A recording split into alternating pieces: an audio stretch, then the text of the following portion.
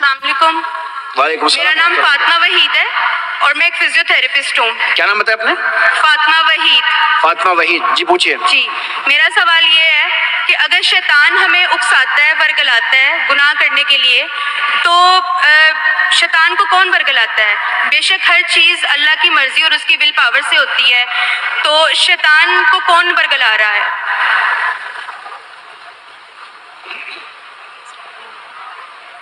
بہن کا سوال ہے کہ ہم کچھ غلط کام کرتے ہیں تو شیطان ہمیں بھڑکاتا ہے، لیکن شیطان کو کون بھڑکاتا ہے؟ آپ قرآن مجید میں پڑھیں گے تو کئی جگہ ذکر ہے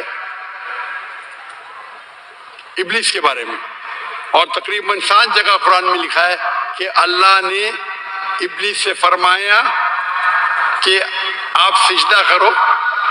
اللہ نے فرمایا انجل سے،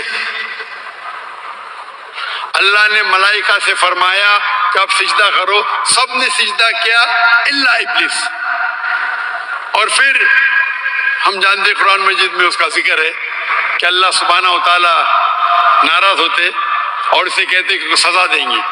تو ابلیس اللہ سے التجا کرتا ہے، ریکویسٹ کرتا ہے کہ مجھے رسپائٹ دو، میرے سزا کو ذرا دیر سے کرو، اور اگر آپ مجھے رسپائٹ دیں گے، رسپائٹ مطلب سزا کو دیر کریں گے، تو میں تمہارے بندوں کو بھڑکاؤں گا.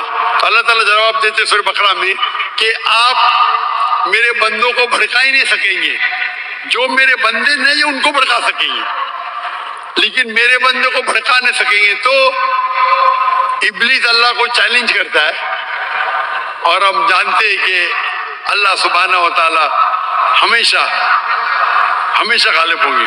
تو اس دنیا میں یہ ٹیسٹ ہے ہمارے لیے امتحان ہے کہ ہم اللہ کی بات مانتے کہ نہیں.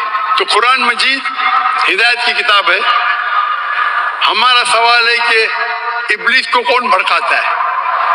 ابلیس نے اپنے آپ کو بھڑکایا، اس کا غرور تھا. ابلیس حالانکہ اللہ کی بہت عبادت کرتا تھا، لیکن اس کو غرور تھا کہ انسان کو مٹی سے بنایا، میں نور سے ہوں، آنکھ سے، اور میں اور عظیم ہوں.